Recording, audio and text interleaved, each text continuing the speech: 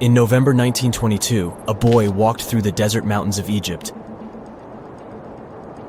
and discovered some ancient steps carved into the rock. Subsequently, this find became one of the world's largest and most significant archaeological discoveries.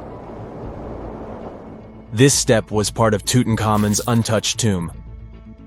Archaeologists found about 5,000 ancient objects, including jewelry, fabrics, painted vases, and funeral masks.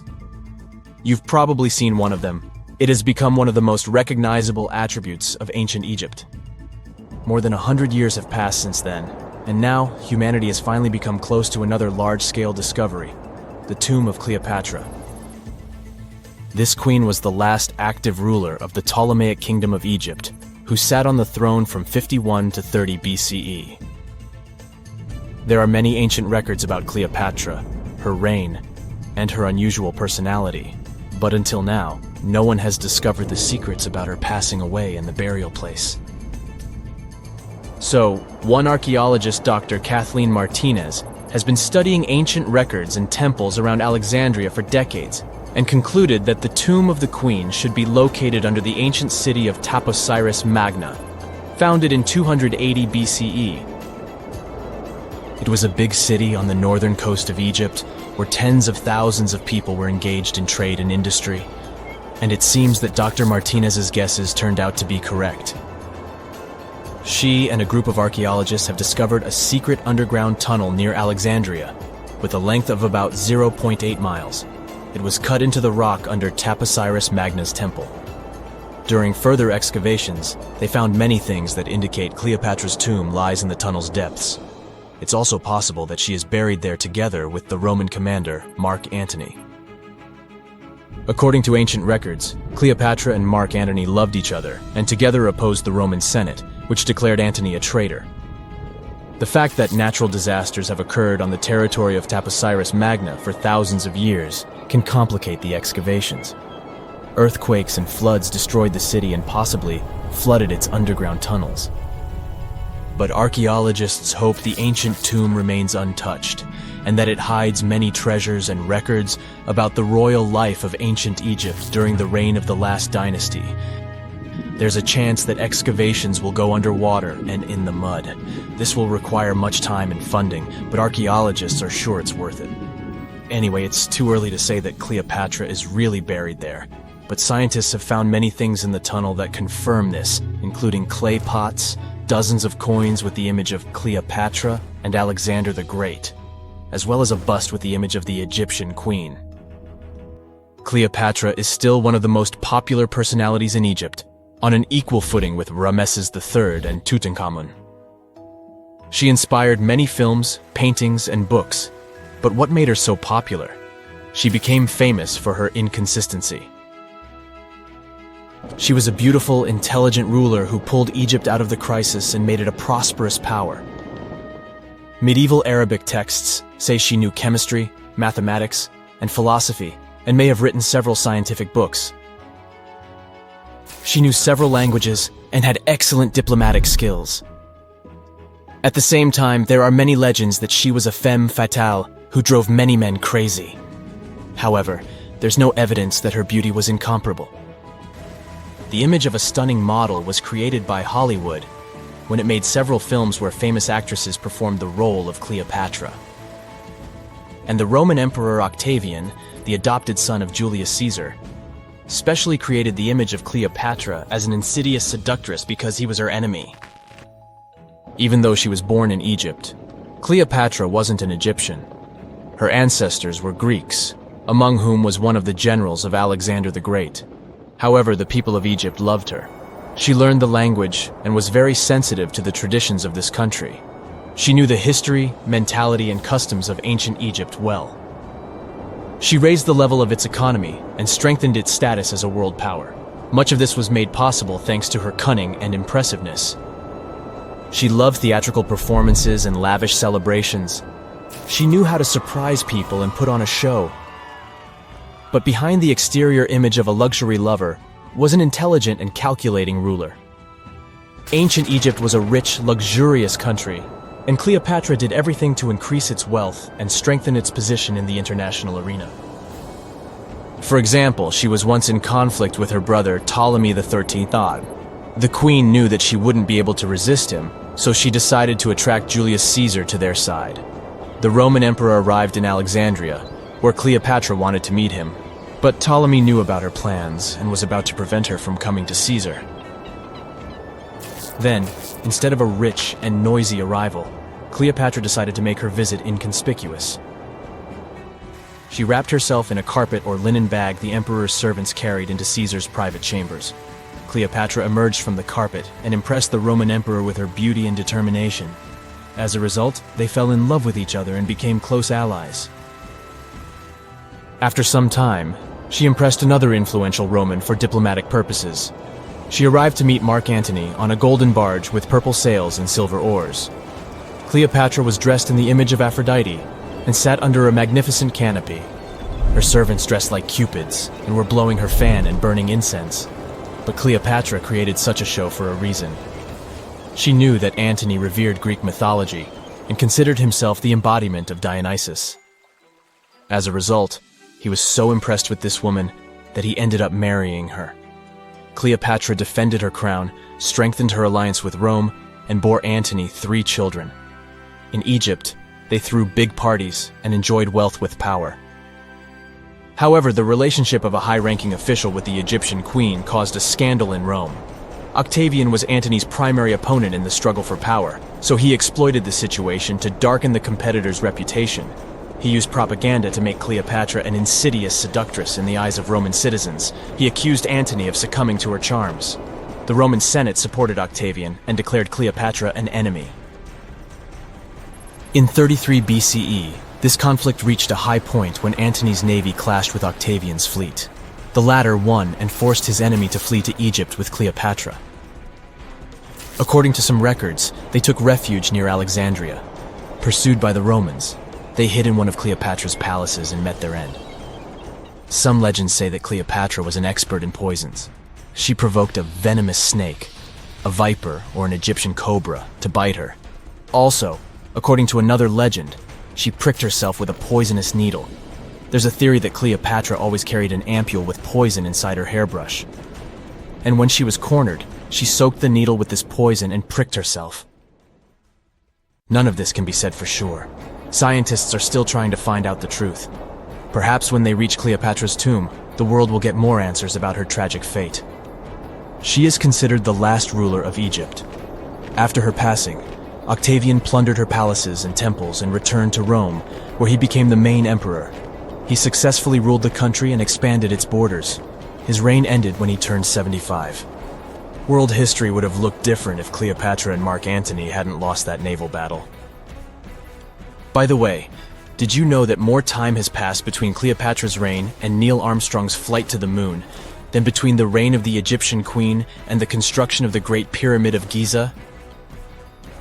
Armstrong took a step on the Earth satellite in 1969, 38 years after the birth of Cleopatra. And the construction of the pyramid took place in 2560 BCE. Imagine how long the history of ancient Egypt is. Cleopatra is closer to us in time than to the pyramids. No man shall ever find my tomb. That's what, according to rumors, Cleopatra once said. Rumor has it really wasn't about the gender. She wanted no living soul to disturb her, and I think she meant that no human would ever discover the location of her grave. But, surprisingly, it was indeed a woman who was closer than anyone before to finally discovering the Queen's resting place. Meet Kathleen Martinez Berry, a criminal lawyer turned archaeologist. She got so intrigued with Cleopatra's story that she packed her bags and went to Egypt with no official support and even no permission from the authorities. All she had was pure determination to find the Queen's tomb. Now, you could say Kathleen had always been ahead of the game. She skipped grades in school, mastered piano, chess, swimming, and martial arts, and grew up listening to top intellectuals debating in her home. And she even got her law degree at just 19, and archaeology was her side passion. She had never actually been to Egypt, never dug up a single artifact. But her fascination with Cleopatra went all the way back to an argument with her father in 1990. That day, she walked into his library looking for a copy of Antony and Cleopatra by Shakespeare. Her dad, Fausto Martinez, a professor and legal expert, casually called Cleopatra a seductress. Kathleen wasn't having it. She fired back, arguing that history had been totally unfair to Cleopatra. The Romans, she said, wanted to destroy her reputation, and for centuries, people had just believed their version of the story. The debate went on for hours, and in the end, her father admitted maybe he had judged Cleopatra too harshly. That conversation changed everything for Kathleen. From that day on, she read every ancient text she could find, especially Plutarch's account of Cleopatra and Mark Antony. The more she learned, the more convinced she became that Cleopatra wasn't just some queen who fell for the wrong guy. She was a genius, playing a dangerous political game to keep Egypt independent.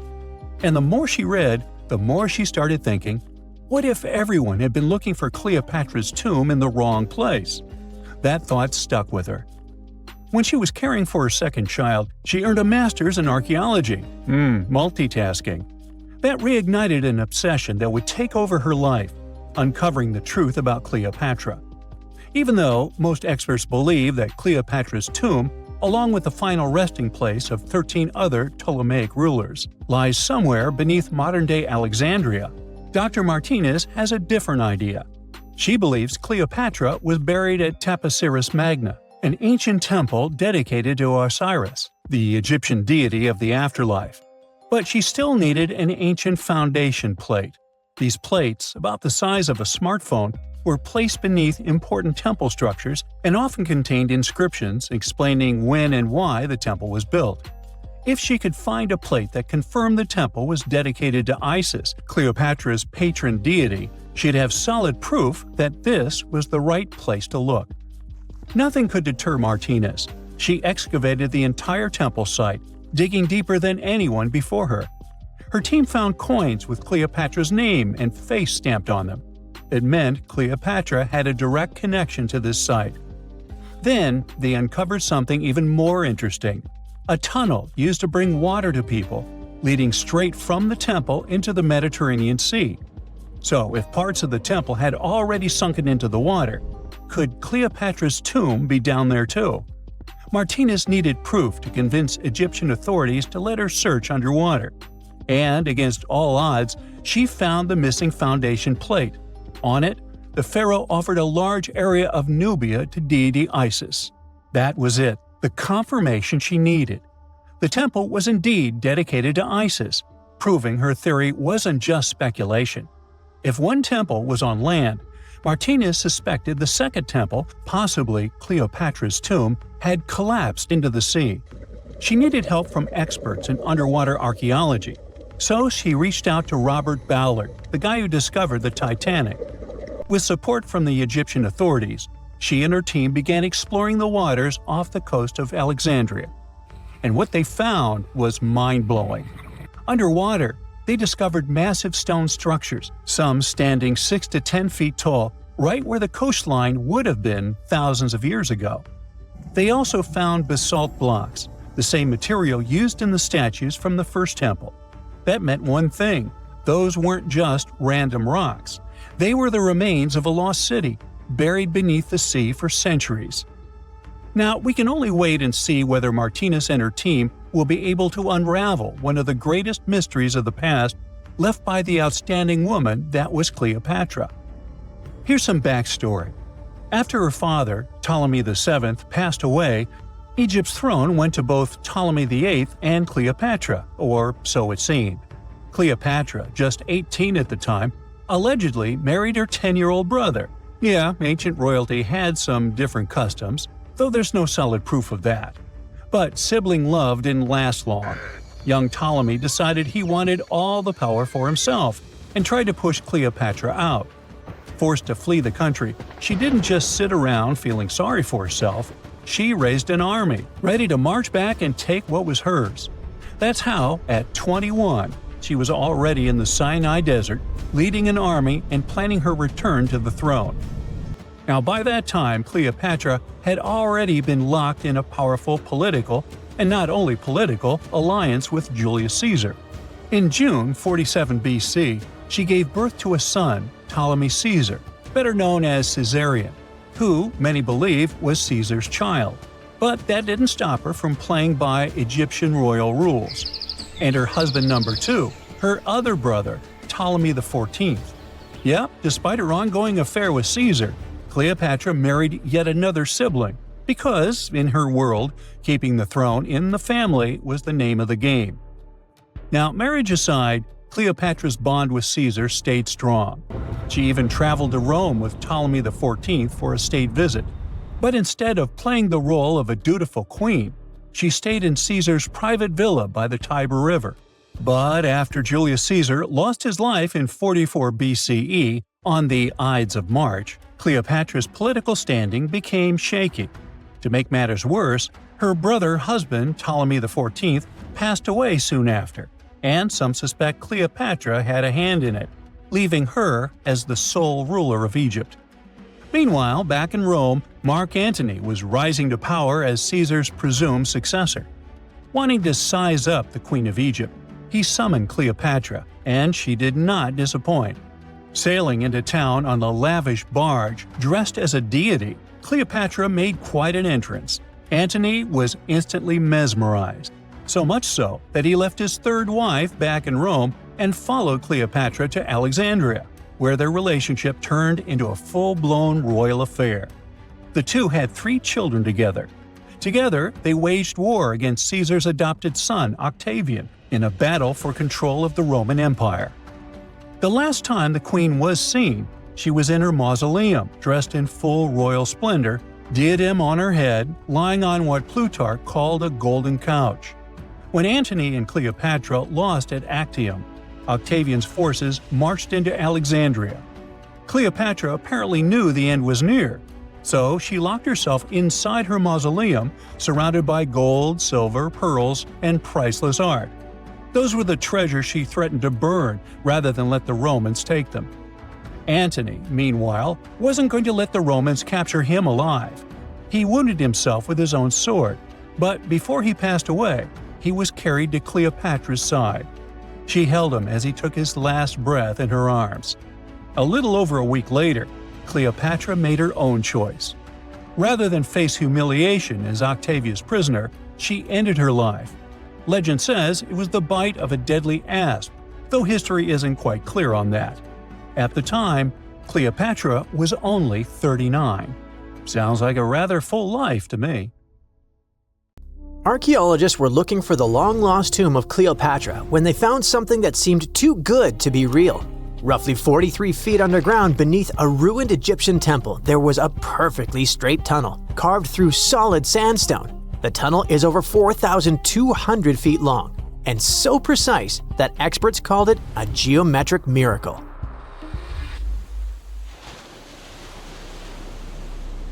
The tunnel sits beneath an ancient city west of Alexandria, near Egypt's Mediterranean coast. The team that found it carefully peeled back layers of stone and debris until they hit this passage, about 6.5 feet tall, cut cleanly into bedrock. There were no collapse marks or wandering curves, just precision. If you've ever tried to drill a straight hole into a wall at home and failed within seconds, imagine doing this underground for nearly a mile. Ancient builders had no GPS, no lasers, no modern surveying tools. Yet, this tunnel stays remarkably level over its entire length. That means they understood gradients, angles, and distance in a way that goes far beyond stack stones and hope. Engineers today rely on machines to maintain that kind of accuracy underground.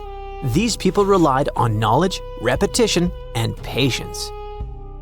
Parts of the tunnel now sit underwater or collapsed, probably after several earthquakes that struck the region centuries ago. Some experts think the tunnel may have once connected the temple to water sources or ritual areas closer to the sea. Archaeologists noticed that the Egyptian tunnel is an exact replica of the Eupalinos tunnel in Greece. It's believed to be one of the most important engineering achievements of antiquity, which only makes the Egyptian tunnel more special. Underground passages in ancient Greece linked temples to sacred springs. Back in ancient times, people moved through space in specific ways, underground and above, to reenact myths and journeys of gods. A tunnel like this could represent a path to the underworld, rebirth, or divine transition. Nobody would invest this much effort in construction just for decoration. Plus, in earlier digs at the site, archaeologists pulled up all kinds of artifacts, including coins with the names and faces of Cleopatra VII and Alexander the Great. They also found figurines, statues of deities, a mummy with a gold tongue, and even an entire cemetery packed with Greco-Roman style mummies. The perfect geometric tunnel isn't an isolated flex. Not far away, underwater archaeologists off the coast of Alexandria uncovered something that sounds like it belongs in a royal travel documentary. A 2,000-year-old pleasure boat that once glided along the Nile. And this wasn't just another fishing vessel or cargo barge. It likely stretched over 115 feet long and 23 feet wide, and had a decorated cabin, plus around 20 rowers, which turned the river into a moving palace. This isn't speculation pulled out of thin air. An ancient Greek geographer named Strabo wrote about these exact boats around the 1st century BCE. He described lavish vessels used by royalty during festivals and ceremonial outings in Alexandria. For years, historians treated that as a poetic exaggeration. Then, this wreck surfaced, and suddenly, Strabo sounded less like a storyteller and more like a witness. Even ancient art backs it up. The Palestrina mosaic from Italy shows richly decorated boats floating down the Nile. They match both the texts and the physical evidence almost perfectly. Inside the wreck, archaeologists found something small but incredibly human. Graffiti scratched into the wood in Greek. Just writing left behind by someone who stood on that deck 2,000 years ago. Researchers haven't fully decoded the text yet, but its existence alone matters. It tells us this wasn't just a floating symbol of power. People lived on it. It was sort of like a modern luxurious yacht, and the Nile was like a highway. All types of vessels with passengers were moving back and forth, visiting friends, carrying their goods for trade, doing business, and, of course, going on pleasure cruises. The location of the pleasure boat makes the story even better. The boat sat near the temple of Isis on Antirodos, an island that once hosted royal and religious buildings before earthquakes and rising seas erased it from the surface. That temple collapsed around 50 CE, and researchers believe the boat may have sunk during the same disaster. Another recent find that has to do with life on the Nile is the lower part of the massive worship complex about 10 miles southwest of Cairo. It connects directly to an upper temple dedicated to Ra, the Egyptian deity of the sun. The newly excavated part is a 4,500-year-old valley temple. The upper temple sits on higher ground, and archaeologists excavated it years ago. The valley temple is closer to the Nile, and it's connected to the upper part by a causeway. A German Egyptologist actually started excavating part of the temple back in 1901, but the groundwater sat much higher then, and he had to stop. Now, the groundwater level is lower, and a modern team has managed to excavate about half of the Valley Temple since 2024. Once they got in, archaeologists uncovered the remains of a columned entrance portico. Then they found blocks carved with a calendar of religious events, almost like an ancient public schedule. The text includes feasts for Sokar, a falcon-headed deity linked to Memphis, which was a major capital during the Old Kingdom, plus the festival of Min, a fertility deity, and even the procession of Ra. The calendar blocks all showed up around the entrance portico area, which most definitely means that the outside facade of the temple displayed this long feast calendar publicly. That's why archaeologists think this might be one of the earliest examples of a true public calendar ever found. A literal event list for an entire community, built into the architecture. On top of that, the team found dozens of decorated blocks covered in inscriptions that named a pharaoh who ruled around 2420 to 2389 BCE and had the temple built. This temple shows how people moved through ancient Egypt. Because the upper temple handled the main worship, but the valley temple made the whole place accessible. It acted like the landing area for boats coming in, either directly from the Nile or more likely from one of its side channels. So instead of hiking across desert terrain, visitors could arrive by water, Step onto the temple's landing stage, enter through the Valley Temple, then head up the causeway ramp toward the upper temple on the hill. After about a century of use, researchers found that the Valley Temple had been repurposed into a residential area. And the best part is, what they found from that era: 2 wooden pieces used for playing Senet, an ancient board game. Senet shows up at other Egyptian sites too, including King Tutankhamun's tomb, but nobody fully agrees on the rules today. Some discoveries in Egypt create new mysteries instead of solving the old ones. Earlier in 2025, archaeologists announced the discovery of the first pharaoh's burial found in or near the Valley of Kings since King Tut's tomb in 1922. The newly found tomb of Thutmose II flooded almost immediately after burial. Ancient officials rushed in, removed the mummy and most of the grave goods, and hid them somewhere else. The weirdest part is that an alabaster ointment jar inside the tomb links the burial directly to Hatshepsut, Thutmose II's wife and half-sister. The inscription basically says she made this monument for him, which proves she arranged his burial. But it still doesn't explain why she placed him here and later chose the Valley of the Kings for herself. Now, archaeologists are studying a huge mound of rubble near the tomb, about 75 feet tall, and suspect it was built to hide something important. If a second tomb sits underneath, it could be complete and undisturbed. So, the deeper the archaeologists dig, the more ancient Egypt stops feeling like a gone civilization and starts feeling like a paused one. Looks like it didn't just survive time, it outsmarted it. And we're only just beginning to catch up. For over 3,000 years, no one knew this place even existed. And then, out of nowhere, archaeologists digging near Alexandria uncovered something absolutely shocking: a forgotten Egyptian city. This place is buried under Greek ruins, hiding secrets that could rewrite the history of pharaohs and their armies. And one of the artifacts, which looks like a simple wine jug, changed everything. We thought that we already placed all the important parts on the map of ancient Egypt: pyramids, Thebes, Luxor, Alexandria. But nope, the map just got an update. The new city was a big deal, and it's about 3,400 years old. It's just been discovered at the site called Kom el Nugus.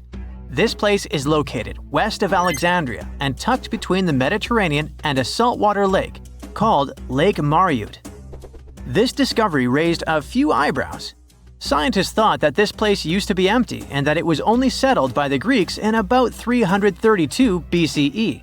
But it turns out that people lived in Kom el Nugus way before that.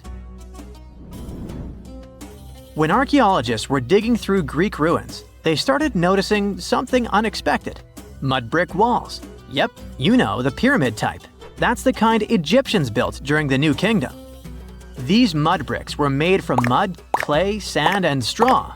These ingredients were mixed with water and dried in the sun, not baked.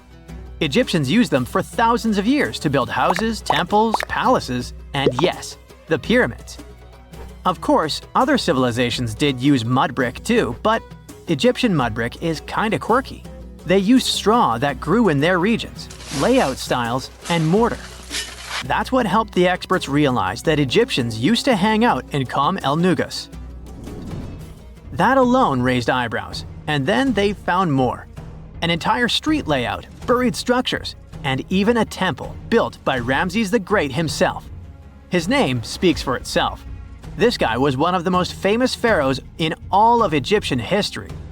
He ruled ancient Egypt for 60 years, fought huge battles, and just loved building tons of stuff like that temple.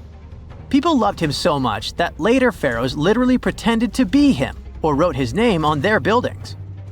That's when archaeologists realized that they weren't looking at some dusty mud bricks of a tiny village. That's an entire buried city. They immediately started digging more. Turns out the whole place wasn't random. It was built with great care. The streets had drains to stop rainwater from damaging the soft mud-bricked walls. There were also small tomb chapels with writings about soldiers. This suggests this place might have been the military base, and that changes a lot. In ancient Egypt, when the military showed up, there must have been a reason. So what was it? Protection? Conquest? Control of something important? In the case of this city, it was probably about wine, water, and trade on the edge of the desert. What's even crazier is that we still don't know just how big it was. The team has only uncovered part of it so far. There could be fortifications, warehouses, administrative buildings, or even more religious or royal structures waiting underground. We also don't know what this town was called in ancient times. That name is still buried. But it might be uncovered someday, maybe inside a wall, maybe on a scroll, maybe on another broken jug. One of those already turned out to be a mind-blower. A chunk of a ceramic jar, called an amphora, had a royal seal pressed into it, and that seal bore the name Meritaton. Princess Meritaton wasn't just anyone. She was the eldest daughter of Queen Nefertiti and the older sister of King Tutankhamun. Yes, that's right. Both Nefertiti and King Tut were involved here. All that was about a century before Ramses the Great built one of his temples here. Looks like the city was founded back in the days of another pharaoh, the pharaoh Akhenaten, husband of Queen Nefertiti, father of Princess Meritaton, and future king Tutankhamun. That guy, Akhenaten, was a bit of a wild card. He was the type who really gets weird about one of his interests. He tried to completely change Egypt's religion, forcing everyone to worship the sun disk called Aten instead of the usual deities. He basically told all Egypt that all their mythology was wrong, and from now on, there will be no more Osiris, no more Thoth or Set. Just raw sunlight only, people. That's known in history as the Amarna period. And he went all in, changed his name, built an entirely new capital city called Amarna in the middle of the desert, redesigned temples, rewrote hymns, and even banned traditional religious imagery. Even the art got wild at the time. People started getting elongated heads, belly rolls, and all that humanity and vulnerability carved into stone. It was deliberately weird.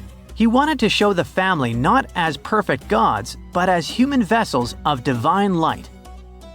Everyone had to awkwardly smile and play along because he was the pharaoh after all. The wackiest part is that after his rule, his son, Tutankhamun, reversed all the sun disk-related stuff. He literally changed his name from Tutankhaten, which means living image of the Aten, the sun disk, to Tutankhamun, which means living image of Amun, one of the great older deities. King Tut brought back the old deities, reopened the temples, and erased as much of Akhenaten's legacy as possible. Looks like his family didn't really like the sun cult after all. Meanwhile, this discovered wine jug shows that the city was probably active, thriving with life during Akhenaten's times. That's huge. Up until now, there was no clear evidence that his radical ideas and projects extended all the way to the north. The jug also shows that vineyards and wine production reached all the way to the north in ancient Egypt. Wine really was a huge deal, worthy of placing a military base here. Princess Meritaton most likely used this jug. Just like with her brother, she was born into the sun and named after it. Her name, also spelled Meritaten, meant beloved of the Aten. As the eldest daughter of Pharaoh and his queen, born right into the middle of radical religious changes, she was raised to perform the future queen's duties. From her earliest years, she walked in temples alongside her mother Nefertiti, shaking the sistrum in solemn rituals. She was there when Akhenaten established his capital city, Amarna. He clearly loved his family. Meritaton's face was etched into its stone walls more than anyone else. In every temple, in every sacred scene, her figure appears, revered. Things get foggy in history after her father passed away. The throne wobbled. King Tut was very young, only 9 years old when he had to take new duties. Meritaton seemed to have been a brief step between her father and her younger brother. She married someone called Smenkhkare. History isn't even sure who that mysterious man was. Could have been a puppet, a phantom king in a crumbling dynasty. May have even been her brother. Whatever the truth was, these two took power and ruled together for a while. Meritaton got the title of the Great Royal Wife, a title of immense power. But Smenkhkare was a very short-lived ruler. He passed away just in about a year. There are some speculations among historians that Merenidton was the actual ruler, the informal female pharaoh, because her brother was too young. Some theories say that she raised Tutankhamun and became a sort of queen regent, mentoring the child who would be used to restore the old order. But all this is unconfirmed. It's very hard for historians to find information about that time because the Amarna period was later condemned. The successors wanted to wipe away Akhenaten's heresy and everything attached to it. This included Merenidton. So even if she ruled, even if she mothered Tut, they tried to bury her in the sands of history.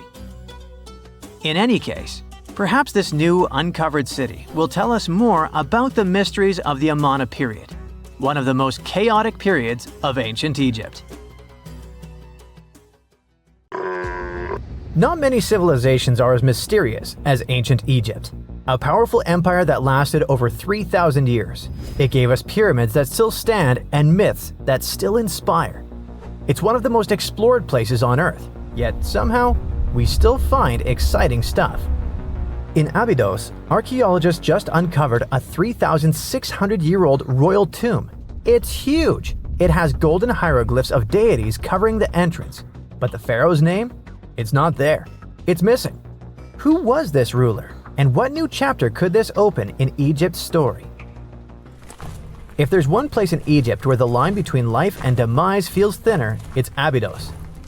To the ancient Egyptians, this was sacred ground.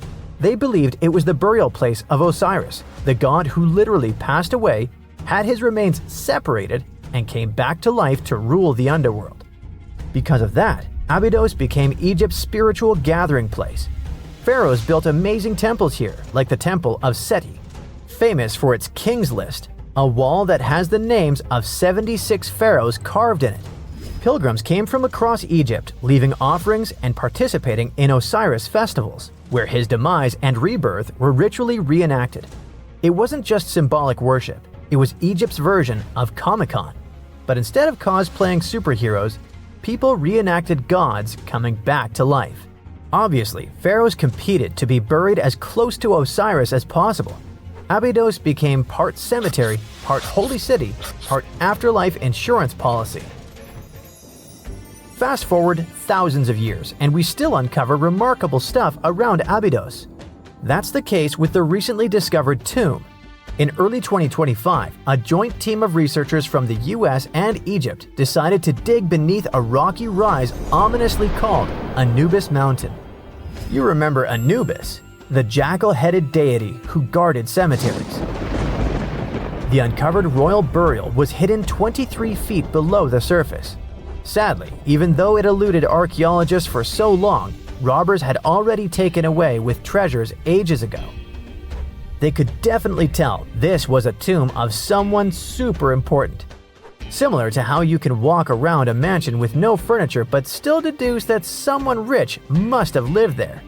The chamber had mud brick vaults rising over 16 feet. That's taller than a female giraffe standing upright. For something built 36 centuries ago, it still felt enormous. However, when you remember that Egyptians were masters of architecture, nothing seems surprising.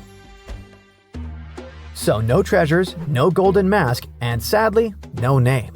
The cartouche that should have spelled the king's identity was unreadable. Egyptian tombs usually bragged about who was inside. In ancient Egypt, a cartouche was basically a big oval name tag for kings wrapped in hieroglyphs. Think of them as VIP passes that worked in both this life and the next. Without it, your soul couldn't check into the afterlife hotel.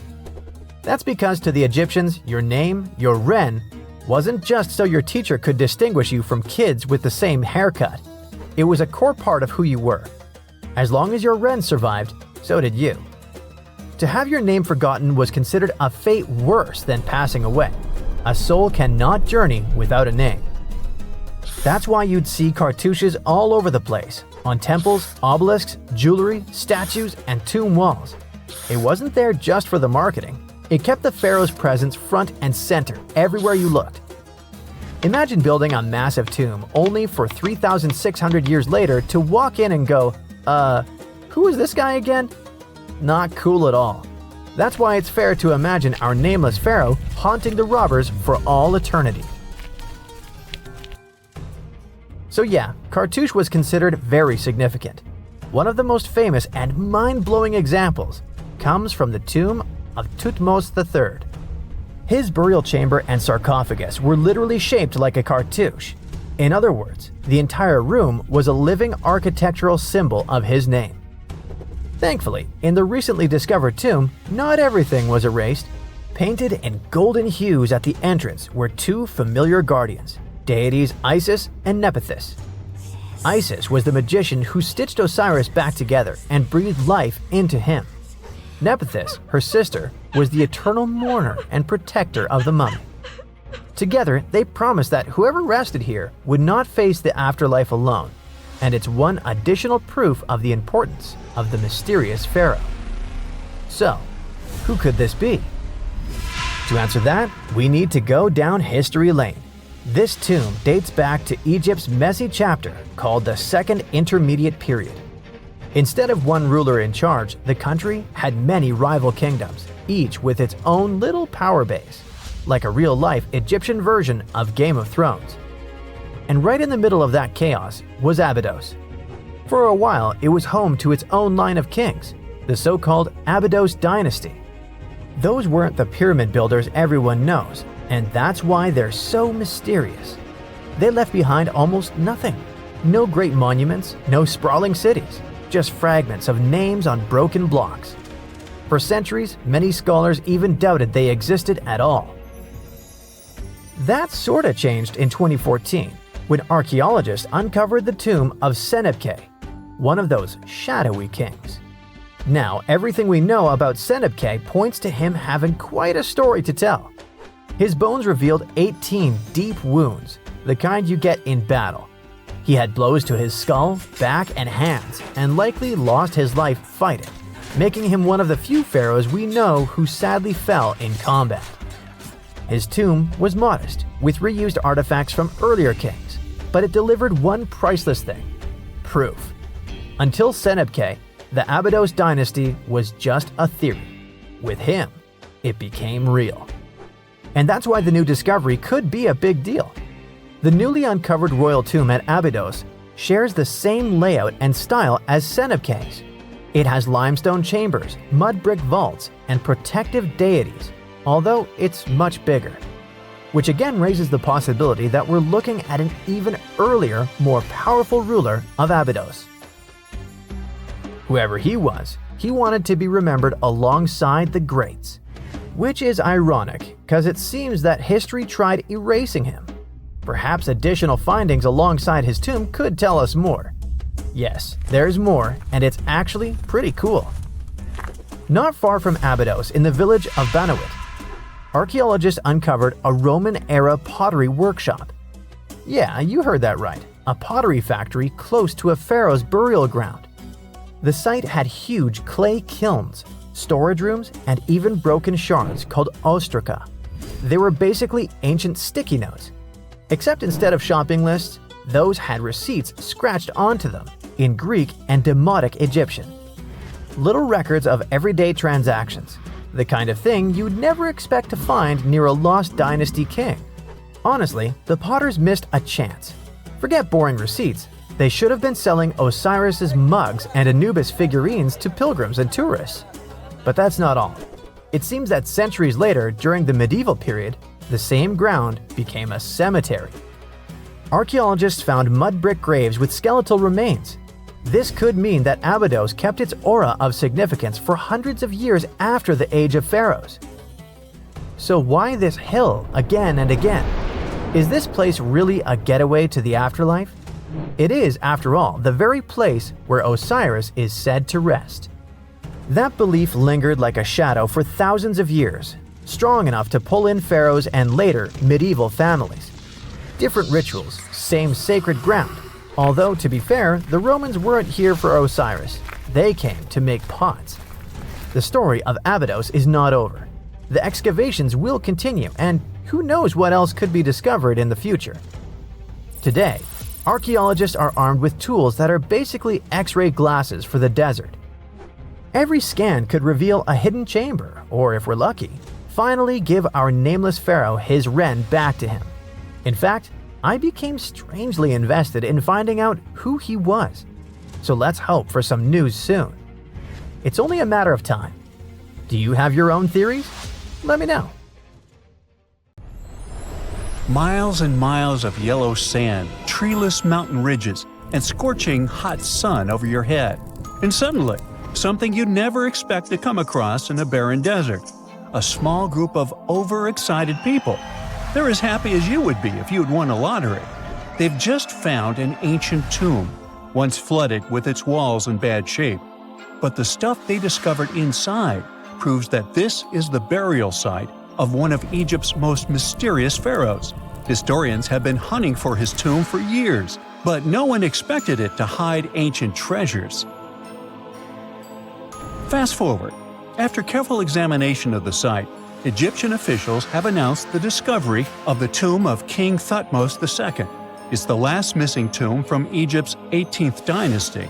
And this is also the first royal tomb found since King Tutankhamun's was discovered in 1922, in more than 100 years.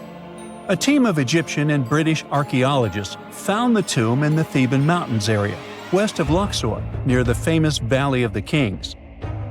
Before this, the site was only known as Tomb C4, but during their excavation, the team found clear evidence proving it belonged to King Thutmose II. Archaeologists actually found the entrance and main tunnel leading to the tomb in 2022. But at first, they thought it belonged to a queen because it was near the graves of Thutmose III's wives. It was also close to Queen Hatshepsut's tomb. Originally, it was prepared for her when she was just a royal wife. But everything changed when she became pharaoh. But we'll talk about this twist of fate a little later. But soon they realized that their discovery was much more significant. They found alabaster jars with Thutmose II's name and the words "deceased king" written on them. That's when they realized that the tomb was actually his final resting place. Sadly, Thutmose II's tomb has seen better days. According to the head of Egypt's antiquities sector and the leader of the Egyptian excavation team, the tomb suffered major damage from ancient floods not long after the pharaoh's death. Water swept through the burial chamber, likely destroying or displacing many of the original artifacts. Much of what had been once inside the tomb was moved elsewhere in an attempt to salvage it. The researchers found out that the tomb had a basic design, with an entrance, a sloping main corridor, and a burial chamber. The corridor was coated in white plaster and rose about 4.5 feet above the floor of the burial chamber. A large staircase and a very large descending corridor of the tomb indicated its grandeur. It took the team a long time to navigate through, though, as the tomb was blocked by flood debris and collapsed ceilings. Only after crawling through a 32-foot passageway with a small 16-inch gap at the top, the worst nightmare for those of us with claustrophobia, were they able to reach the burial chamber.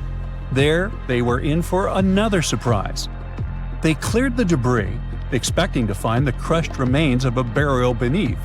But the tomb turned out to be completely empty, and it was not due to robbery. It had been deliberately emptied.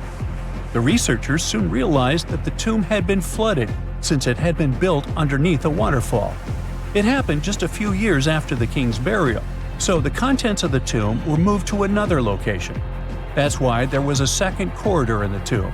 It was most likely made to help remove King Thutmose II's body from his flooded tomb. Despite the damage, the excavation team made some really exciting discoveries.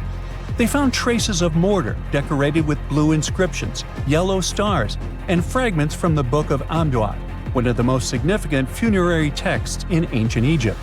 The book was meant to guide the deceased through the underworld, ensuring a safe journey to the afterlife. Now, how about we sneak a peek at ancient Egypt's 18th dynasty? It was all about conquering lands, expanding the empire, and building jaw-dropping monuments. Some of the biggest names from that era, Thutmose I and Thutmose III, both legendary warrior kings who left their mark in history.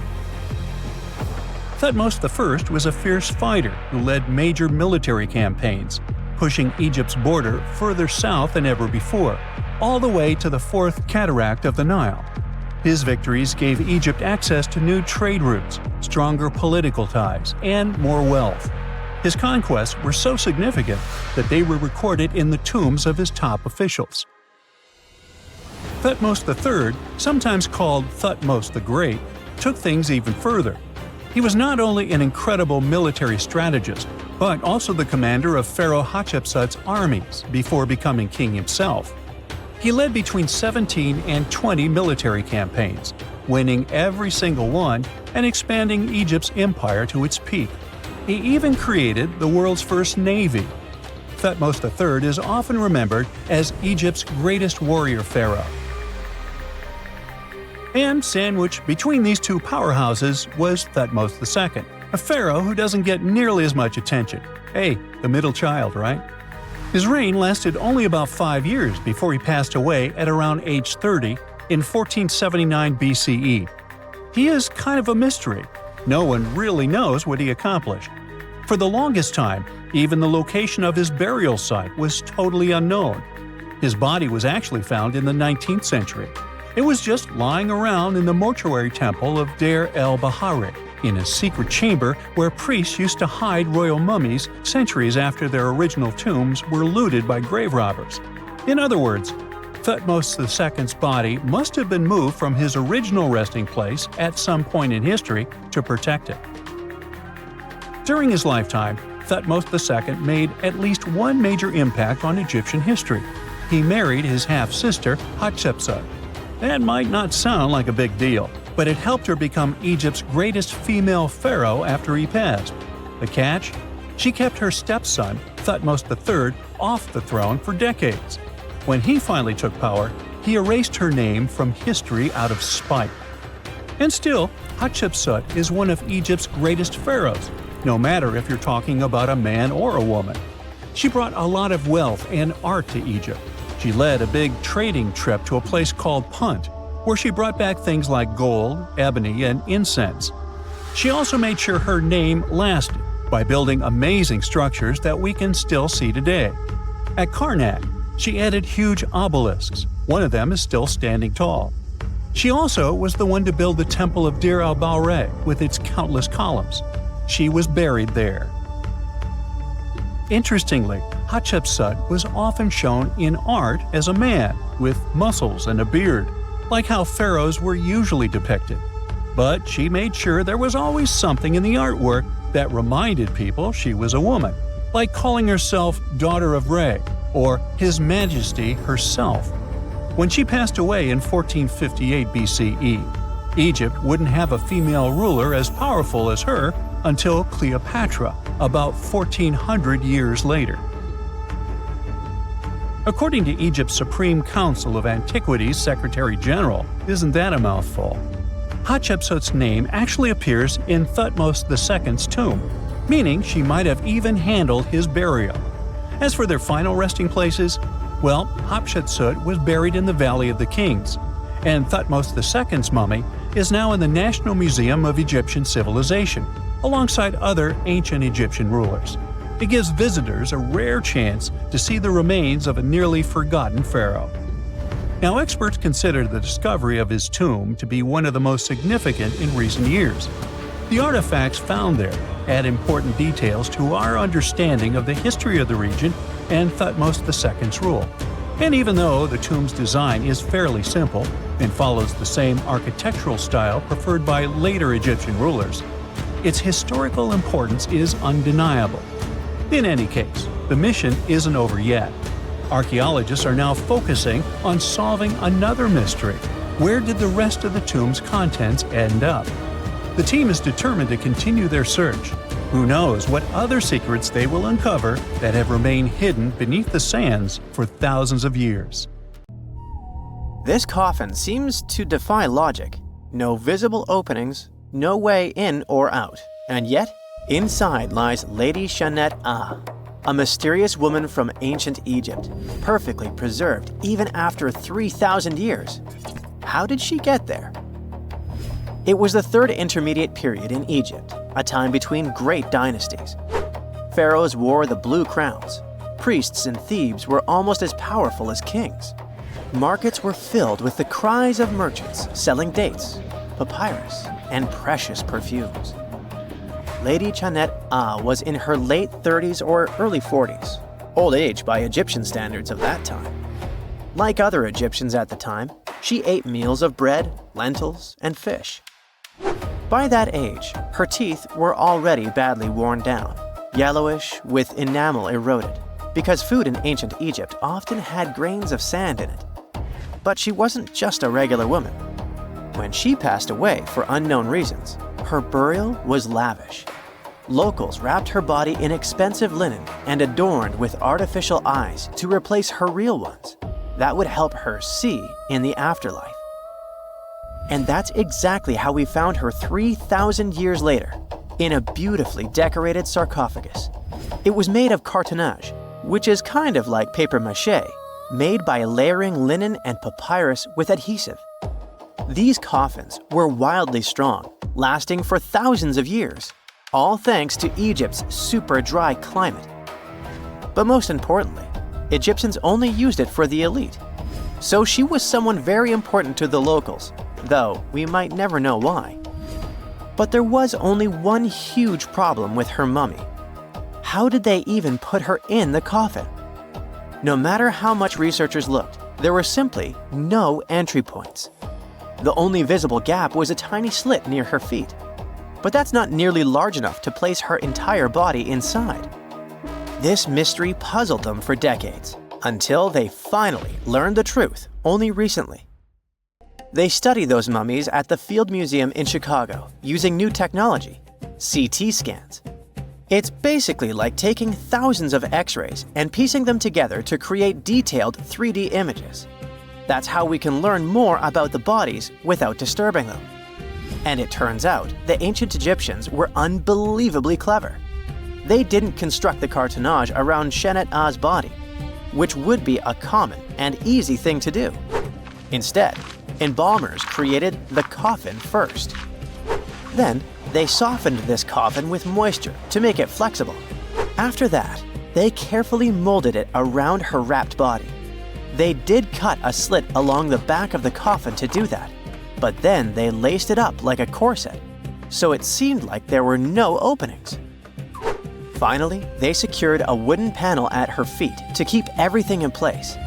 That's where the tiny slit came from. Usually, the insides were removed and put in jars, symbolically guarded by the 4 sons of Horus. Egyptians believed that the deceased would need all that stuff once they got into the afterlife. They also thought it would help preserve the body for ages, which, as we can see, worked amazingly well. Thanks to their beliefs, we now have mummies as time capsules. Each son of Horus was supposed to protect each of the specific body parts. The human-headed Imseti for the liver, the baboon-headed Hapi for the lungs, the jackal-headed Dalmatef for the stomach, and the falcon-headed Kebis Senuv for the intestines. It's crazy how much effort the embalmers put into their job, especially in Lady Chanet-A. They wanted to make sure her body remains untouched and the sarcophagus would be perfect for her. You can't help but wonder, who was she if she mattered so much? The ancient Egyptians literally viewed the afterlife as modern retirement planning.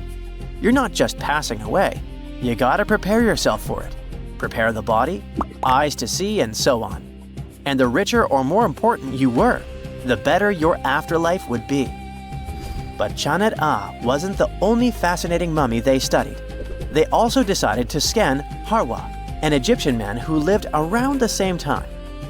Judging by the mummy, he also had a high social status. His mummy revealed no signs of hard labor and his teeth were well kept, which means he enjoyed some high-quality food without tons of sand in it. Some fellas got lucky both in life and after it. But there were many mysterious mummies throughout history. One of them is Chin Tsun, also known as Lady Dai. The story of her began in 1968.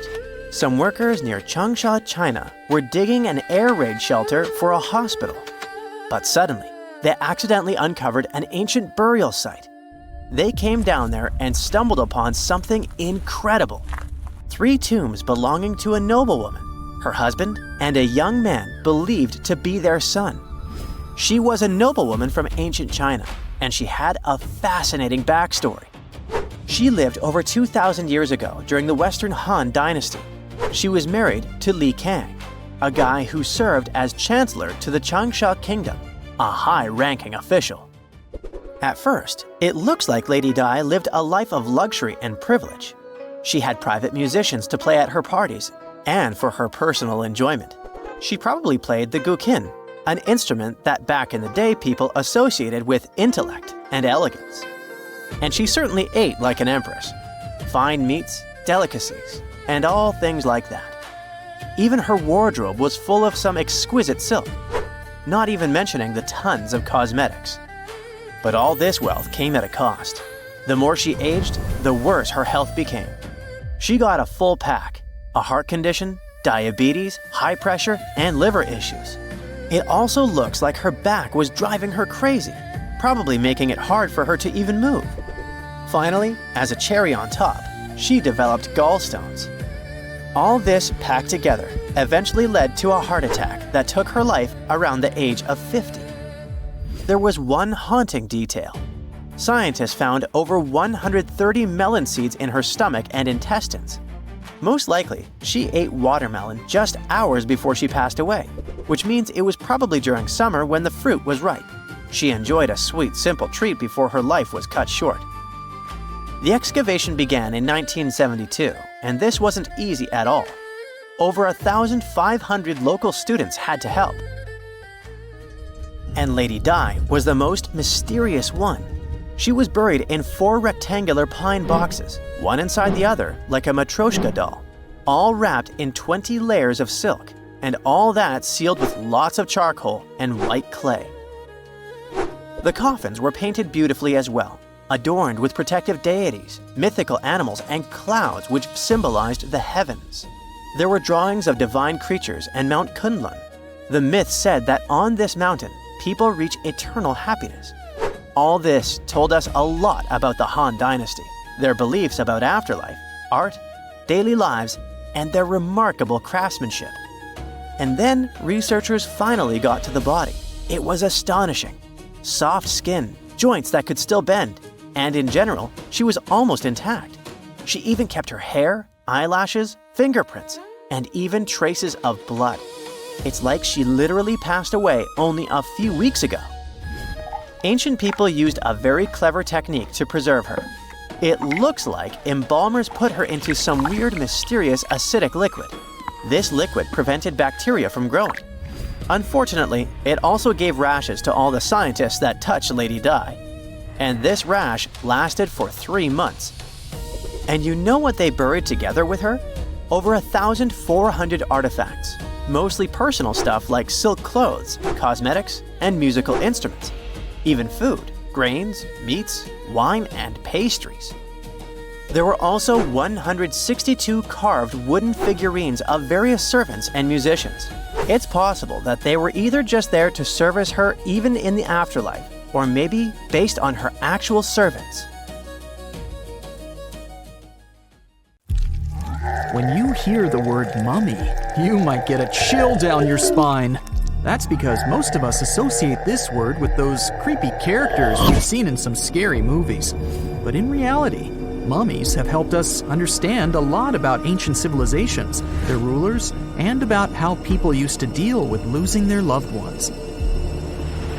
The people most famous worldwide for their mummies are the ancient Egyptians. They believed that some sort of existence after passing away was possible, if certain conditions were met. That's why they insisted on preserving the human body through the process of mummification and placing the mummy in a furnished tomb, kind of like giving it a fully functioning apartment of its own. Why did they believe in this? Well, because they were deeply connected to their natural environment for the most part. They saw the natural cycles around them, like how the sun rose every day, followed by the moon. or how new life was always sprouting from plants, even after they had wilted away. They also believed that the powerful spirit Osiris, who represented the cycle of passing away and resurrection, played a role in this process. To prepare for the afterlife, the ancient Egyptians followed certain rituals, like mummification, which involved using materials like honey, resins, and incense to preserve the body. There's no other mummy more popular than that of King Tut. He was a young pharaoh who ruled over 3,000 years ago in Egypt. The problem with discovering ancient royal tombs is that most of such burial sites were previously robbed. People knew ancient rulers had been left with many valuable belongings, so those locations became vulnerable to thieves. When King Tut's tomb was opened in 1922, people were excited because it had not been robbed, like many other previously discovered royal tombs. That's how well hidden it was. Inside, his mummy was encapsulated in a total of 3 coffins, including one made of gold. The objects found in his tomb showed us what ancient Egypt was like, and studying his mummy also helped us learn about the culture and practices popular at the time when he passed away. We also learned about his family by looking at his DNA. Scientists were able to discover that he had had a disease called malaria and a problem with his foot that might have made it hard for him to walk.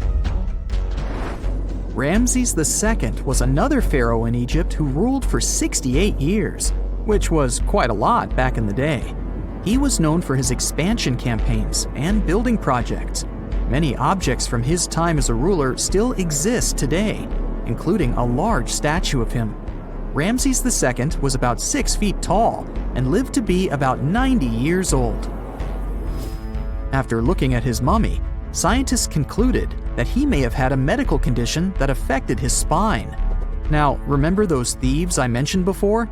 They are probably the reason why Ramses II ended up in a plain coffin in a secret collection of royal mummies at Deir al-Bahari, which was rediscovered in 1881.